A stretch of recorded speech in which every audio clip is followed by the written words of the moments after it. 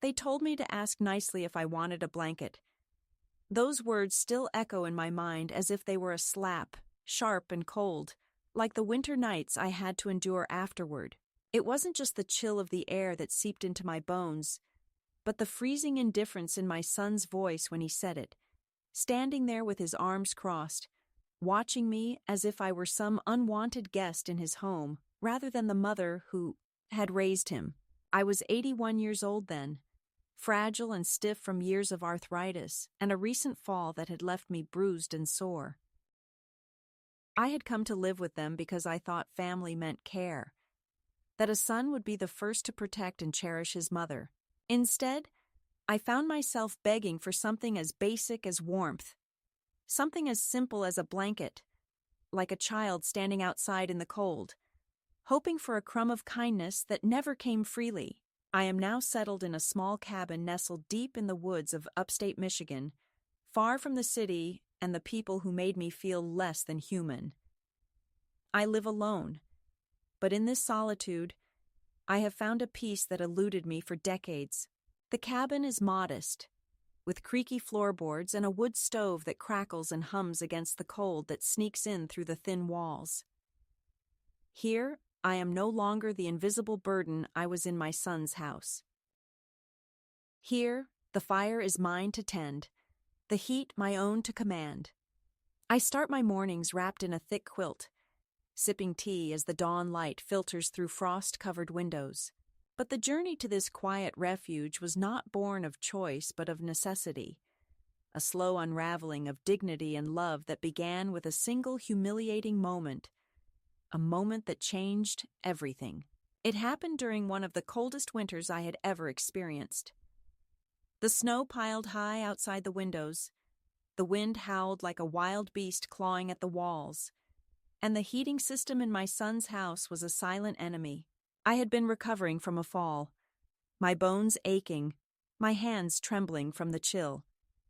One evening, I shivered under a thin blanket in the guest room they had reluctantly offered me, and I dared to ask my son for an extra blanket. The words that left his mouth still haunt me. "If you're that cold, ask nicely for the blanket."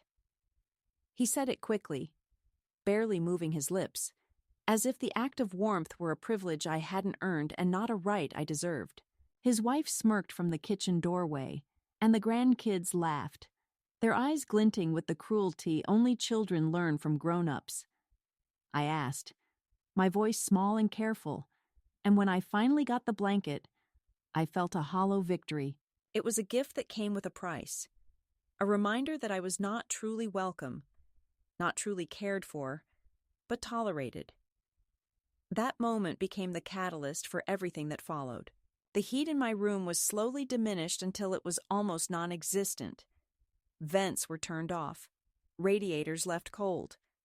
The warmth was rationed as if I were some outsider whose comfort could be denied. Meals grew smaller, portions passed over without a word. Conversations stopped just before they could touch me.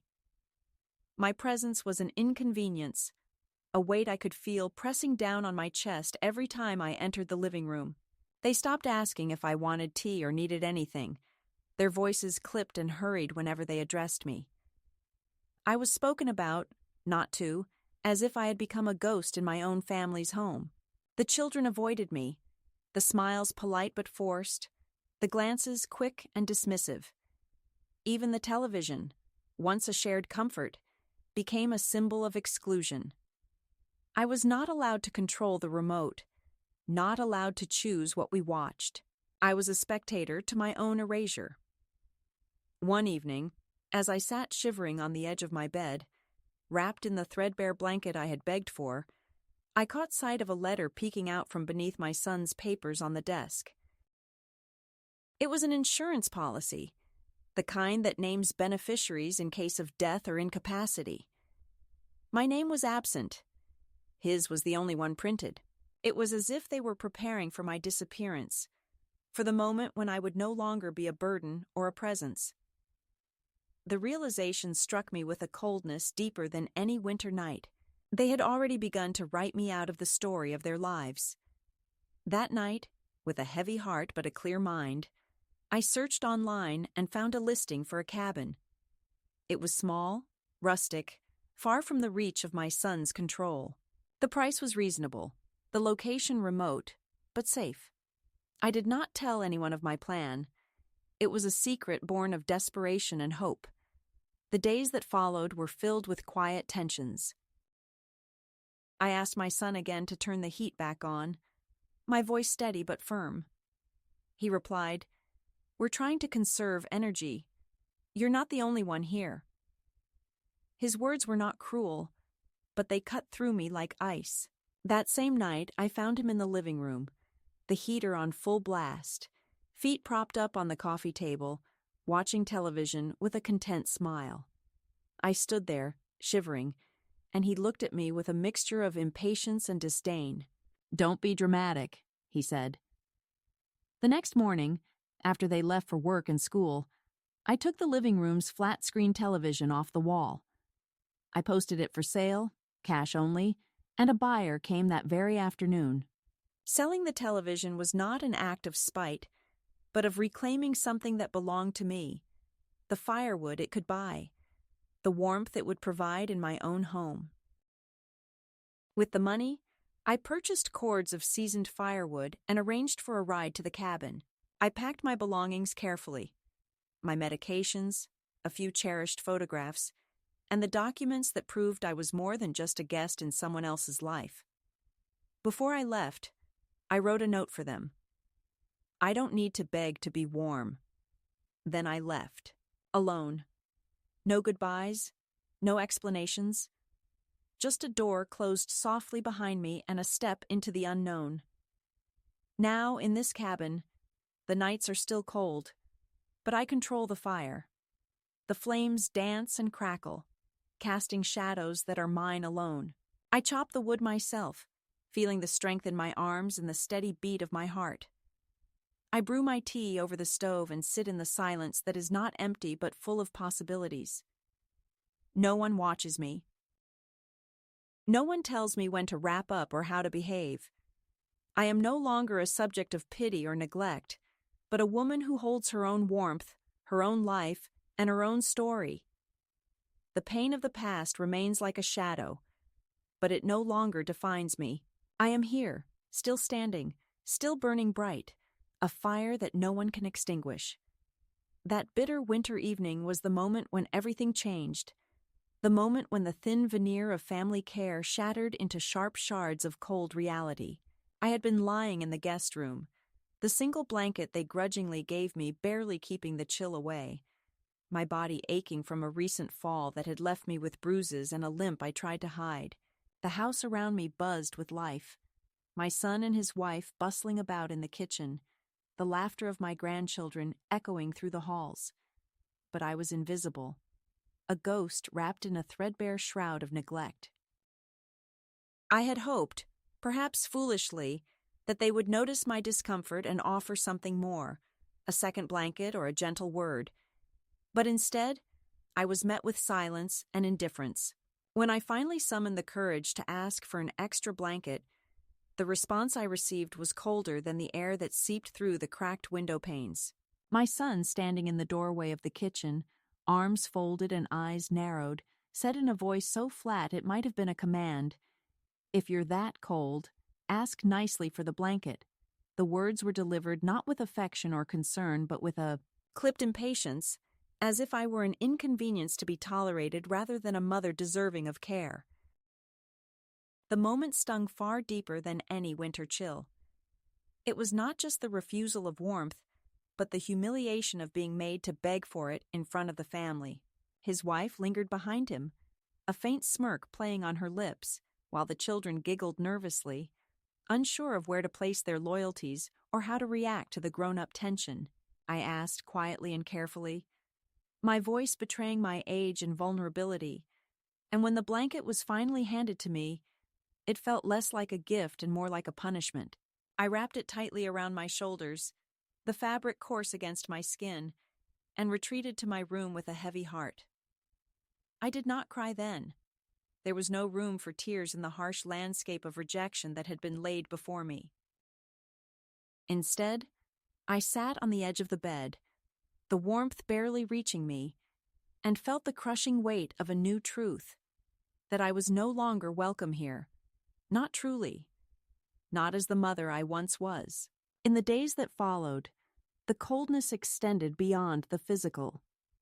The heat in my room was turned down until it was almost non-existent. Vents were closed off, radiators left cold, and I found myself shivering beneath layers of clothing and blankets that never quite seemed enough. The household's warmth was carefully rationed, a currency I no longer held. Meals became smaller, portions passed over without acknowledgement or care, as if my presence at the table was a mere formality rather than a necessity. Conversations stopped before they could reach me, voices lowering or shifting topics when I entered a room. I became an afterthought, a shadow that moved silently between walls but never fully belonged. My son and his wife spoke about me as if I were not there, using the third person. She's still asleep. She already ate. Even when I was in the same room, a deliberate erasure of my existence and needs. The children avoided eye contact, their smiles polite but hollow, their laughter nervous and unsure. The home that was supposed to be a sanctuary felt more like a prison, a place where I was tolerated but never truly accepted.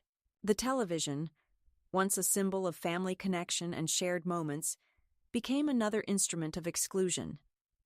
I was not given the remote, nor was I allowed to choose what we watched. My opinions and preferences were dismissed or ignored, and I was left to watch silently as others filled the space with noise and distraction. The flickering screen mocked me, a cold glow illuminating the distance growing between us. I felt like a stranger in my own family's life, a visitor who had overstayed her welcome. The small daily indignities piled up like snowdrifts around me, each one heavier than the last, until I could barely breathe beneath the weight of neglect and shame. One evening, while tidying the guest room, I noticed a stack of papers on my son's desk, half hidden beneath a pile of magazines and bills. Among them was a letter, its official envelope stark and impersonal. Curiosity and dread compelled me to open it. Inside was an insurance policy, life insurance naming my son as the sole beneficiary. There was no mention of me, no provision for my care or well-being. The implication was unmistakable. They were preparing for my absence, for the day when I would no longer be a presence in their lives. The cold realization settled over me like a winter frost, seeping into my bones. They had already begun to write me out of the story, to treat me as if I were an inconvenience to be managed rather than a mother to be cherished. I folded the papers carefully, returned them to their place, and sat down to gather my thoughts. The home that once promised warmth and safety had become a place of exile and erasure. That night I lay awake in the cold, the faint hum of the heater barely audible in the background, and I began to think of a different life, a life where I was not invisible, not a burden, not a guest waiting to be discarded. In the quiet of the dark, I searched online and found a listing for a small cabin tucked away in the woods of upstate Michigan. It was rustic and simple, but it had a wood stove and the promise of solitude. The price was affordable within my modest means. Without telling anyone, I made inquiries, spoke to the owner, and began to imagine a life where the fire was mine to tend, where the warmth was not something I begged for, but something I created with my own hands. It was a fragile hope, but it was enough to stir something inside me that had long lain dormant, a flicker of agency, a whisper of freedom. The days that followed were filled with tension and quiet confrontation. I asked my son again to turn the heat back on in my room, my voice steady but resolute. His response was indifferent and final. "We're trying to conserve energy. You're not the only one here." The words, though practical on the surface, carried an unspoken message of exclusion and dismissal. That night, I found him in the living room, the heater blazing at full strength, feet propped up on the coffee table, eyes glued to the television. I stood in the doorway, shivering, and he looked at me with impatience and disdain. "Don't be dramatic," he said, as if my very presence were a nuisance. The contrast was cruel, the warmth radiating around him, the cold seeping into my bones. It was a moment of clarity, a moment when I understood that the life I had known with my family was no longer mine. With a quiet determination, I took the living room's flat-screen television off the wall the next morning, posting it for sale with a sign that read, "Cash only."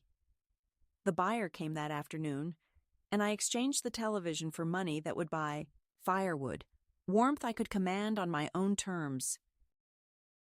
The sale was not an act of vengeance, but of reclamation, a step toward a life where I was no longer subject to the whims and neglect of those who should have cared for me. I packed my belongings, my medications, cherished photographs, important documents, and wrote a note before I left. "I don't need to beg to be warm." Then I stepped out into the cold, alone but resolute, closing the door softly behind me on the life that had become a prison. This was the catalyst, the moment when I chose to stop waiting for love and care that would never come and instead began to build a life on my own terms. Terms, one firewood log at a time, one step into the cold winter night, leading me toward freedom and self-respect. The days that followed the moment I sold the television and packed my belongings were a strange mixture of relief and uncertainty, a delicate balance between the fear of stepping into the unknown and the deep-seated desire to reclaim a life that had long been denied to me. The air outside was biting cold, and the snow lay thick on the ground, muffling the sounds of the world as if nature itself had grown quiet in sympathy with my own silenced heart. I had arranged for a ride to the cabin I had found online, a modest place nestled deep within the woods of upstate Michigan, far removed from the suburban life I had been forced to abandon. The journey was long and winding, the roads slick with ice, and every mile felt like a step further away from a past that had grown heavy with disappointment and neglect. As the cityscape gave way to forests and open fields, I felt a strange lightness, a tentative hope that perhaps here, in the quiet solitude of the woods, I could find something I had lost long ago: warmth, dignity, and the freedom to simply be myself. The cabin itself was small and humble, its weathered wooden walls bearing the marks of many winters, but there was a sturdiness to it that spoke of resilience and endurance, qualities I recognized in myself. Inside, the air was cool but clean, carrying the faint scent of pine and wood smoke from a previous tenant. The wood stove stood proudly in the corner, a promise of heat and comfort that I knew would become the heart of this new home. I set about unpacking slowly, each object placed carefully in its new place, a quiet ritual that felt like reclaiming not just space but a part of my identity. The photo albums, the medications, the few cherished belongings I had brought with me, all these things became anchors in the unfamiliar environment. That first night, wrapped in a thick quilt I had brought from the old house, I lay on the narrow bed and listened to the wind whisper through the trees, a sound so different from the distant traffic and muffled voices I had left behind. It was a solitude that did not feel like loneliness, but like the beginning of something new. In the days that followed, I settled into a routine that was both foreign and healing. Each morning, I would wake early to the soft light filtering through the frosted windows, brew a pot of tea on the stove, and sit by the small kitchen table, watching the smoke curl upwards from the chimney against the pale winter sky. I chopped wood for the fire, feeling the strength in my arms as I lifted the logs and stacked them neatly beside the stove. The physical labor was exhausting but satisfying in a way I hadn't known in years. Each swing of the axe a small act of reclamation, each crackle of the fire a reminder that I was in control of my own warmth and comfort. The silence of the woods was a balm to my weary soul, broken only by the occasional call of a bird or the soft crunch of snow beneath my boots as I ventured outside for walks along the winding trails near the cabin. These walks became a meditation, a way to breathe in the fresh air and slowly shed the weight of years spent in neglect and invisibility. Despite the peace I found in this new life, There were moments when the old wounds throbbed painfully, memories of the coldness and rejection that had driven me here pressing insistently against the edges of my consciousness.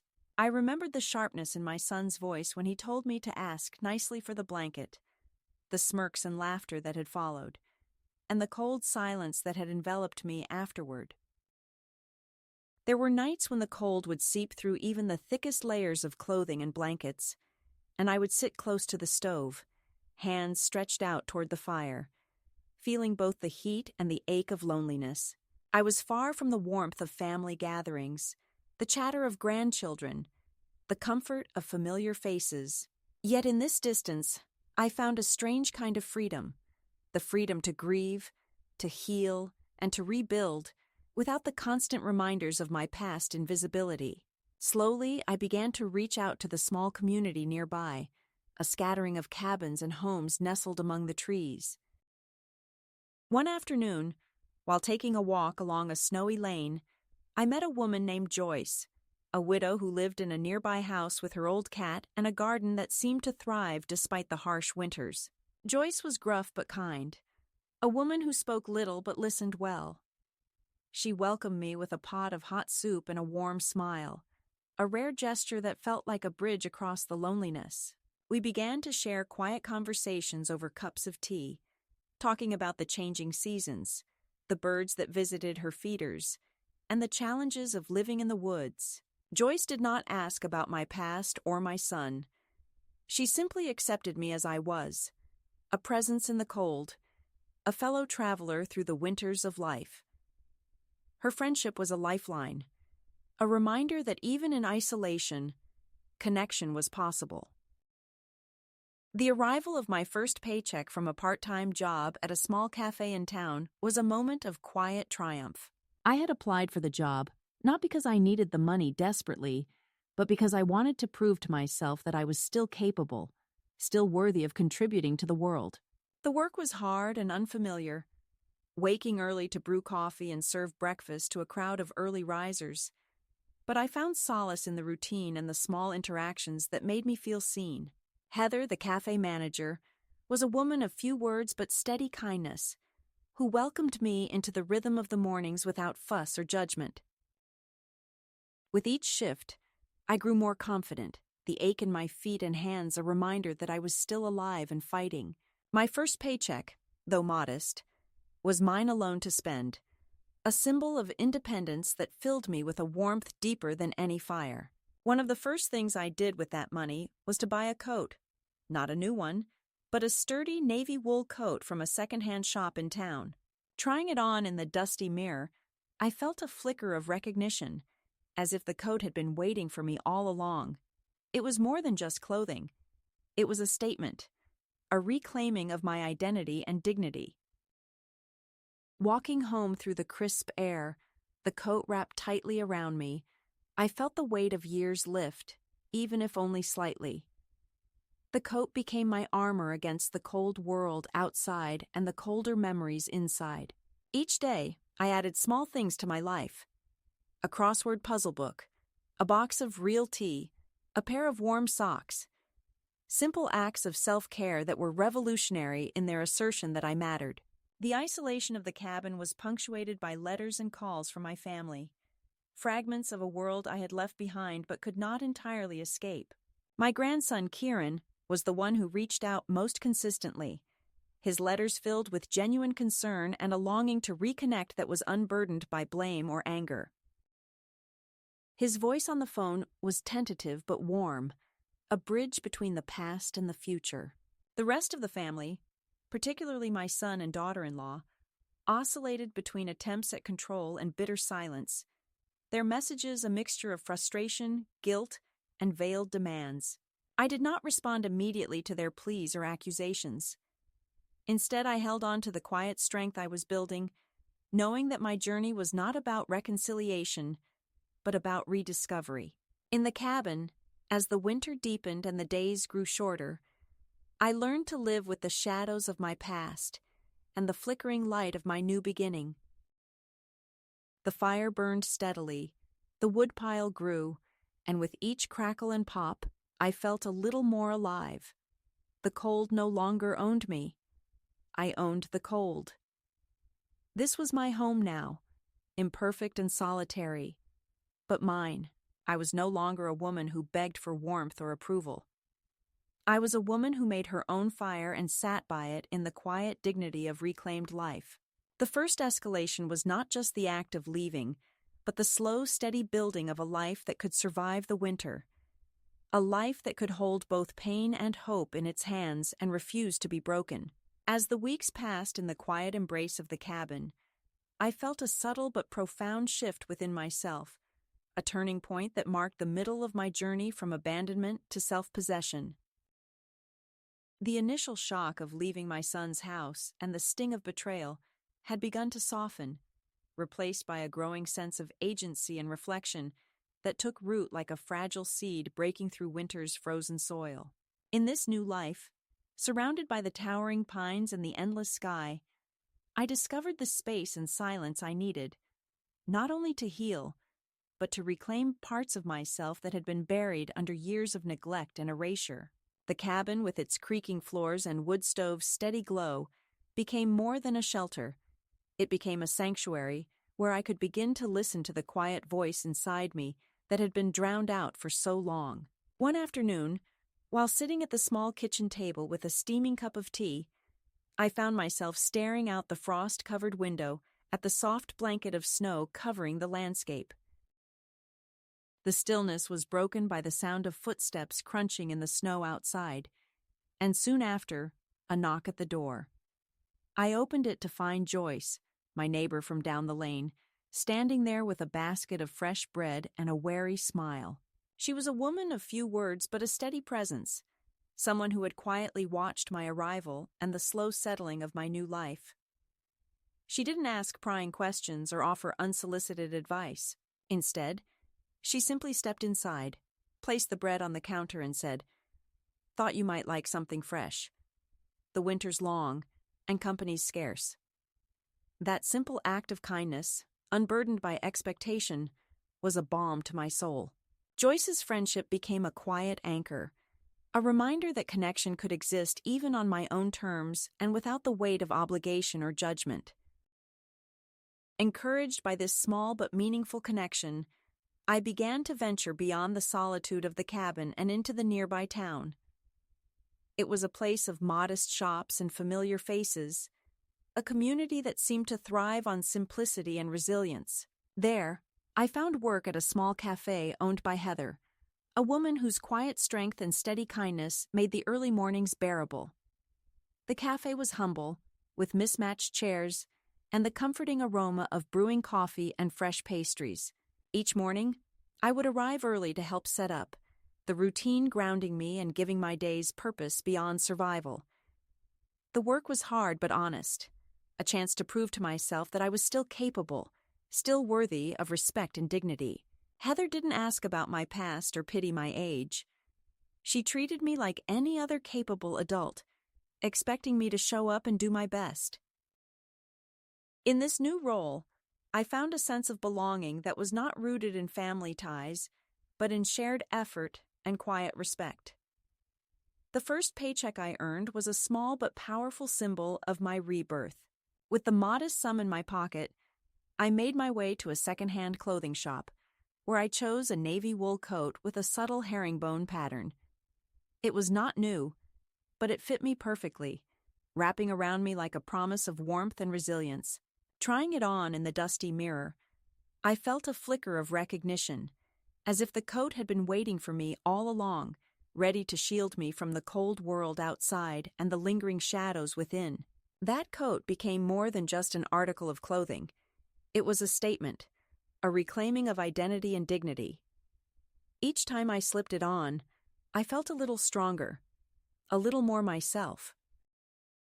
The simple acts of buying a coat, choosing real tea instead of the dusty bags I had brought from the old house, and carrying a crossword puzzle book in my pocket became rituals of self-care and rebellion against the invisibility I had endured. In the quiet moments between work and solitude, I began to write letters, not to my family who had cast me aside, but to myself. These letters were raw and honest, a dialogue with the woman I had been and the woman I was becoming. I acknowledged the pain of rejection and betrayal, the humiliation of begging for a blanket, and the loneliness of being erased from the lives I had once nurtured. But I also celebrated the small victories, the fire I tended, the friendships I nurtured, the independence I reclaimed. Writing these letters was an act of healing and affirmation, a way to hold on to my own story and rewrite it in my own words. It was a slow process, filled with doubts and tears, but each word laid a brick in the foundation of my new life. The midpoint of my journey was marked not by a grand event or dramatic confrontation, but by this quiet turning inward and outward, a reclaiming of agency and a commitment to myself. I was no longer waiting for my son or anyone else to recognize my worth or offer me warmth. Instead, I was learning to provide those things for myself, to build a life that was whole and true to who I was, even if it was different from what I had once known. The pain of exclusion still lingered, but it no longer defined me. In the silence of the woods and the steady glow of the fire, I found a new kind of strength, a strength born not of dependence but of resilience, not of being seen by others but of seeing myself. This shift was not without its challenges. There were days when the cold seeped through the cabin walls and into my bones, when loneliness pressed heavy on my chest, and the memories of my son's harsh words and indifferent gaze threatened to overwhelm me. But even in those moments, I held on to the flicker of hope that had brought me here, the belief that I could build a life where warmth was not a gift to be begged for, but a fire to be nurtured within.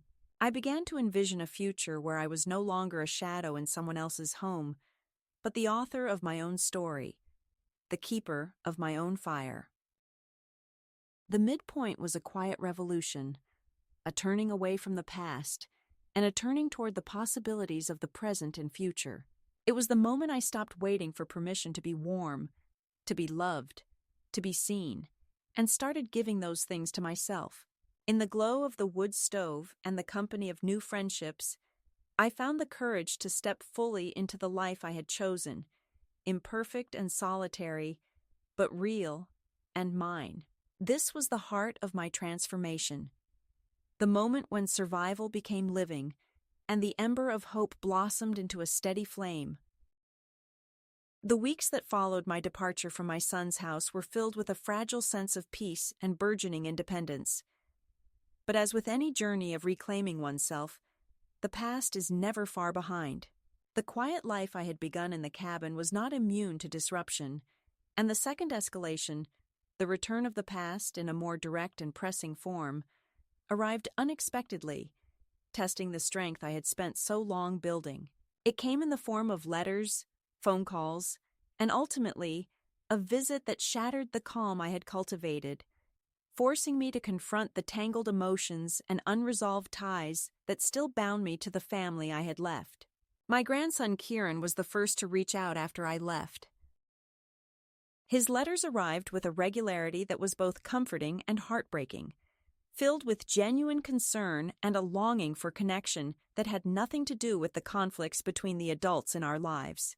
He was the only one who seemed to see me, not as a burden or an afterthought, but as a person who mattered. His handwriting was careful and deliberate, and his words were soft and kind, asking how I was and telling me about his life without judgment or blame. Reading his letters, I felt a warmth that the cabin's wood stove could not provide, a fragile bridge back to the world I had left behind. Yet, even as I treasured these letters, I was cautious. The wounds from my son's rejection were still raw, and I was not ready to reopen that door fully. So I kept my replies brief, choosing when and how to respond on my own terms. In contrast to Kieran's gentle outreach, the messages from my son and daughter-in-law were fraught with tension and unspoken demands. They oscillated between feigned concern and veiled accusations, their words heavy with frustration and control. I received letters filled with guilt-tripping statements about how my disappearance had disrupted family plans, how Lisa cried every night, how the children were confused and hurt by my absence, None of these letters acknowledged the moments of humiliation and neglect that had driven me away. Instead, they painted me as the source of pain, the unreasonable one who had chosen abandonment over love. Their voices echoed with the tired refrain of control, masquerading as care, and I refused to engage in their narratives. I was not the antagonist in their story, but their version sought to cast me in that role, and I would not play along. One afternoon, as the winter deepened and the snow piled higher against the cabin walls, a letter arrived that marked a turning point in this second escalation. It was from Lisa, the woman who had once smiled with false warmth as I begged for a blanket, now writing with a tone that was less sharp, but no less controlling. She claimed she was not trying to replace me, only to protect the family from the shadow I cast in every room. Her words revealed a complex mix of guilt, fear, and a desire to maintain dominance over the family narrative. Reading her letter, I felt a flicker of something I had not expected, an acknowledgement of the truth, however faint, that I was no longer welcome in their carefully constructed life. It was a confession of sorts, thinly veiled by excuses, but it was there. I folded the letter carefully and placed it aside, not responding, choosing silence over the drama of reconciliation that I knew would only trap me once again. The real challenge came when Lisa appeared in person. I was at the cafe where I worked, a place that had become a refuge and a symbol of my new life, when Heather, the manager, discreetly warned me of a visitor. Lisa stood near the pastry display, her posture stiff and her expression unreadable, as if she were bracing herself for an encounter she both dreaded and needed to have. I did not approach her. Instead, I continued my work, letting her wait in the quiet tension that filled the nearly empty room. When she finally spoke, her voice was low and cautious, asking if we could talk privately. We sat in the back booth, a space that had witnessed many quiet conversations and confessions, and she began to unravel the story of panic and regret that had unfolded since my departure. The flight was boarding, the kids were cranky, and in the chaos, they had thought I was behind them, only to realize hours later that I was not on the plane. The excuses spilled out, fragile and insufficient against the backdrop of 8 hours of deliberate abandonment. I listened without interrupting, my gaze steady and calm. When she spoke of Kieran's struggling, of Adam's fury, and of the family's willingness to talk only if I was reasonable, I felt the familiar tightening in my chest, the pressure to conform, to forgive, to return to the role I had long outgrown. But this time, I was different. I was no longer the woman who begged for warmth or approval. I was a woman who had built a life on her own terms, who had found strength in solitude and self-respect. I told Lisa that Kieran did not need a go-between, that he knew how to call me himself. She nodded, her eyes briefly meeting mine with a mixture of sadness and resignation, and confessed that she had not tried to replace me, but only to remove my shadow from every room. That admission, stripped of pretense, was the closest thing to honesty I had heard from her in years. After she left, I sat quietly, the weight of the encounter settling over me like the snow outside. Joyce, ever perceptive, asked if I was going to see them again. I shook my head, feeling the finality of my choice. My connection with Kieran was a fragile thread I would nurture, but the ties to the rest of the family were severed by years of neglect and control. I was done waiting for permission to exist on their terms. The pressure intensified when a letter arrived from a regional news outlet back in my old neighborhood. It was a bulky envelope containing a newspaper clipping titled, "Missing Matriarch, Family Speaks Out on Grandmother's Disappearance." The article painted a picture of concern and bewilderment, quoting Adam and Lisa, expressing worry for my safety and vulnerability. The photo that accompanied the piece was one taken years ago at a family gathering, a smiling image that felt like a mask hiding the truth beneath. I laughed aloud, a sharp, startled sound that surprised even me. The spectacle of their public worry, the performance of innocence and helplessness, was obscene in its hypocrisy.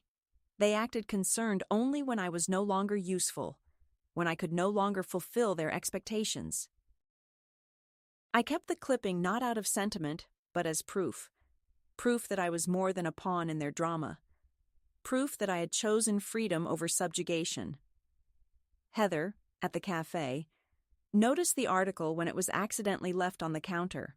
She asked softly if I was okay, and I assured her I was better than ever. The new life I had forged was not without its challenges, but it was mine. The connections I made, the work I did, and the fire I tended in my cabin all nourished a sense of self that no letter or visit could extinguish. Then came the visit from the lawyer, Derek Sorensen, who represented Adam and Lisa. He appeared at the cafe one afternoon, his tone polite but firm, inquiring about my well-being and assets. I met his questions with quiet defiance, telling him my well-being was excellent and my assets were none of their business. When he suggested next steps to ensure I was in a safe environment, I folded my apron and walked past him without hesitation. I was no pet to be controlled or managed. Arthur, my friend who frequented the cafe, waited for me outside and, seeing the tension in my eyes, asked if I was okay. I told him I was not going to let anyone convince me otherwise. In the face of mounting pressure, I wrote a final letter, not to my son, not to Lisa, but to their lawyer. It was brief, clear, and resolute. I affirmed that I was of sound mind, in a safe environment, and not under duress. I informed him that I had retained local legal counsel, and that any further attempts to contact me under the guise of concern would be considered harassment. This letter was my boundary, my shield against the relentless attempts to control and define me. Meanwhile, my friendship with Arthur deepened. He was a widower with stories etched into the lines of his face and a quiet kindness that contrasted sharply with the chaos of my past. We shared moments over cups of tea, conversations about birds and the small wonders of life, and the unspoken understanding that comes with shared experience and mutual respect. Arthur never pressed me about my past or my family.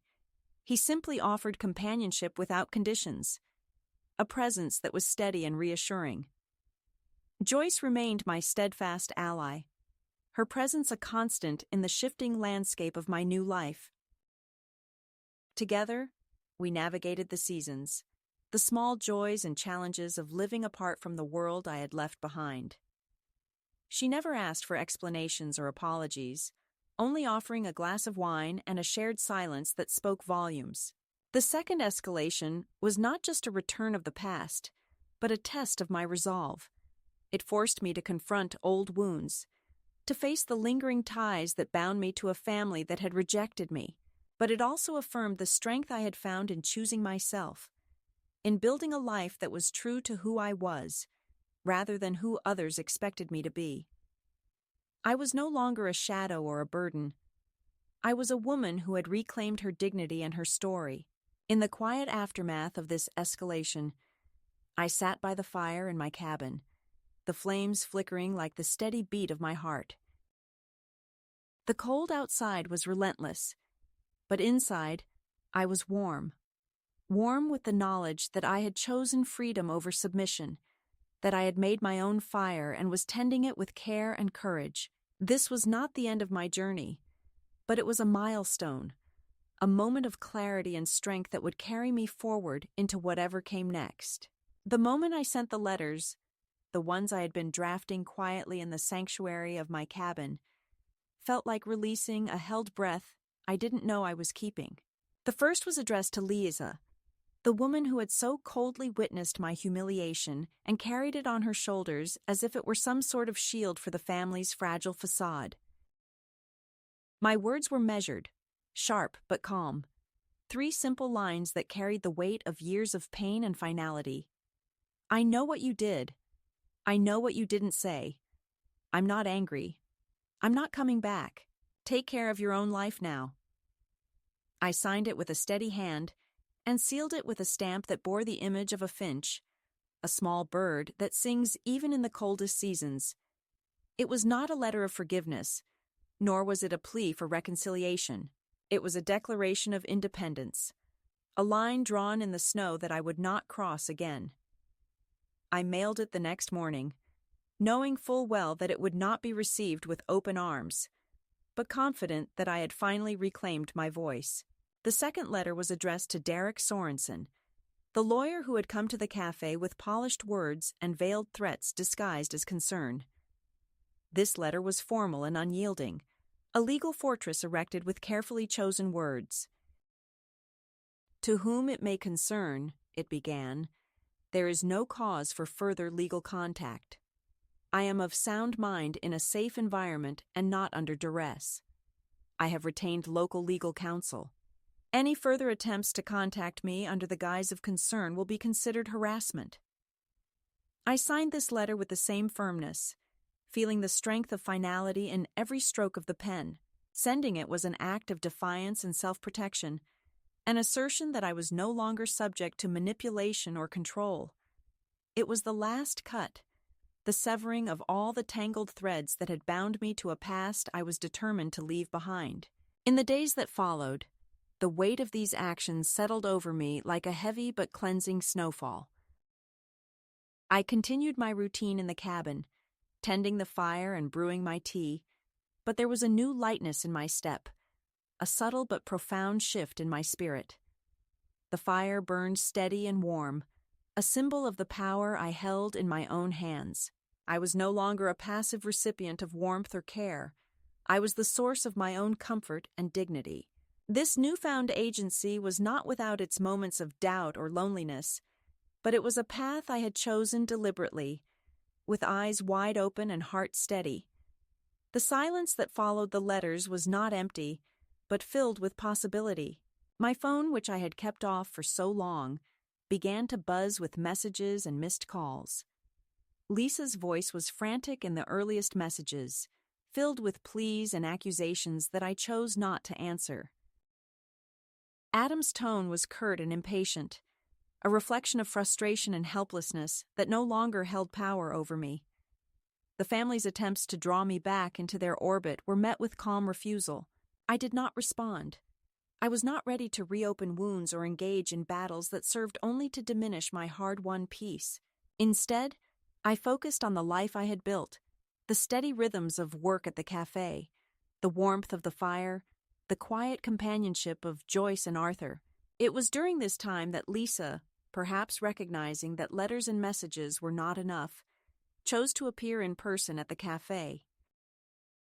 Heather spotted her first, a woman in a tailored coat, standing stiffly by the pastry display, pretending to read the chalkboard menu, but clearly waiting for me. The cafe, usually a place of refuge, became a stage for a confrontation I had long anticipated, but hoped to avoid. I did not approach her. I let her wait, letting the weight of silence fill the space between us. When she finally asked to talk privately, I led her to the back booth, the same one where we had first spoken after my departure. Lisa's words were a mix of apology and justification. She spoke of panic and regret, of the chaos that had accompanied the flight, and the mistaken belief that I was behind them. She admitted fear and confusion, the pressure to maintain the family's image, and the strain of managing children who were too young to understand the full story. Yet beneath the surface, there was a rawness, a glimpse of vulnerability that I had not expected. When she confessed that she had not intended to replace me, but only to remove my shadow from their lives, I saw not the woman who had mocked me, but a person trapped in her own web of fear and control. I told her that I was not her shadow, that I was my own person who had finally remembered how to be myself. The words hung in the air, heavy and true, and she left without finishing her coffee, the silence between us speaking volumes. That night, sitting by the fire in my cabin, I reflected on the journey that had brought me here, the betrayal, the humiliation, the slow and steady rebuilding of my life. The letters I had sent were not just messages to others. They were declarations to myself, affirmations of worth and boundaries that I would no longer allow to be crossed. I was no longer waiting for permission to be warm, to be seen, to be loved. I had taken those gifts into my own hands, kindling a fire that no one else could extinguish. The final cut came quietly but with undeniable power. It was not a dramatic confrontation or a fiery speech, but the steady, unyielding assertion of my right to exist on my own terms. I was done waiting for others to recognize my value. I was done begging for warmth or approval.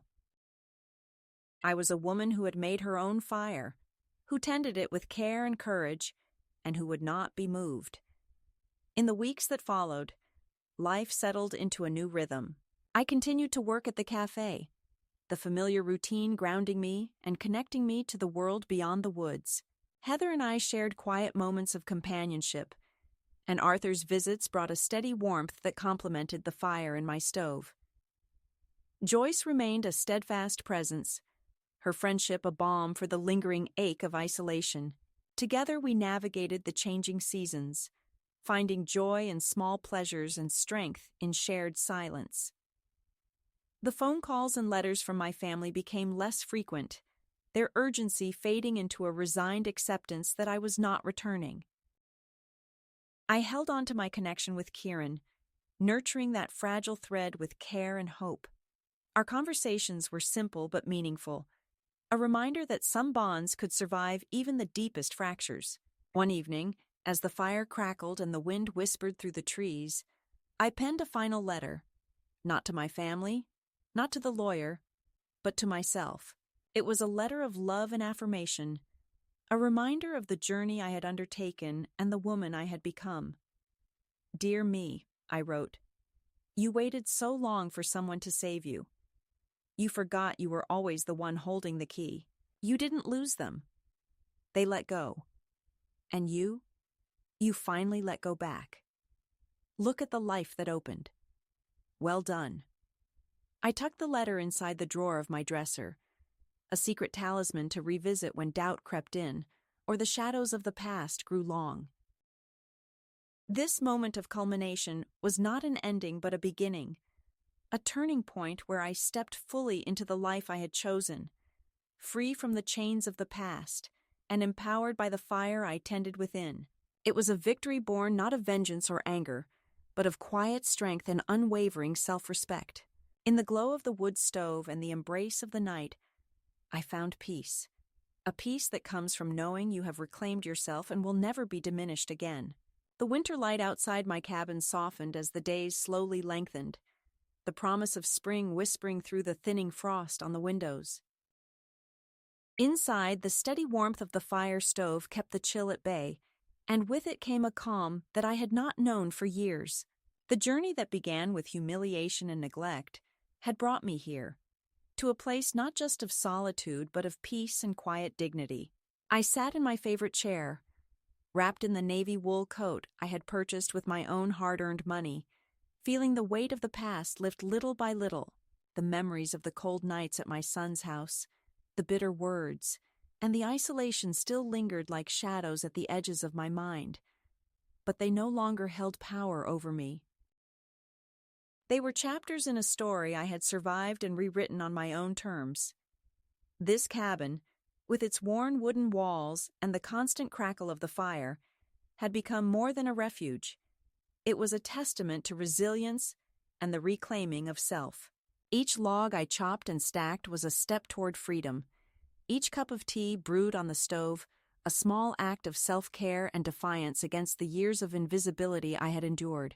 I had learned to listen to the quiet voice inside me that spoke of strength and worth, a voice that no longer trembled with fear or begged for recognition. I was whole in my solitude, connected to the rhythms of the natural world and the steady heartbeat of my own courage. The relationships I nurtured in this new life, Joyce's steadfast friendship, Arthur's quiet companionship, and the tentative but precious connection with my grandson Kieran, were threads of light that wove through the fabric of my days. They reminded me that while I had left behind a family that had rejected me, I had not left behind all possibility for connection and love.